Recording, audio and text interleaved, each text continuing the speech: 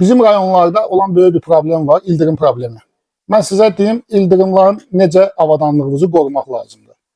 İldırım vurur krostanı, krostadan gəlir televizoru yandırır, müştərilərin avadanlıqları təmirə yararsız olur. Elektrik sistemində dəyişiklik eləyin.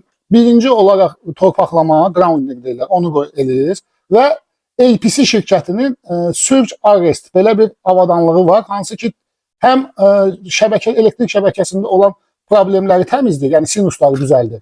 Üstəgəl də ildırım vuranda ildırımın qüvvəsini yerə perivod edir. Amerikadan sifariş edirsiniz eBaydan, gəlsin, normal bir elektrik çağırırsınız, torpaqlama eləyir, daha bir dənə armaturu yerə vurmasın. Yəni normal bir torpaqlama eləsin. Üstəgəl həmin o avadanlığın üstündə indikator olacaq ki, torpaqlama işləyir, yaşıl rəngdə indikator olacaq.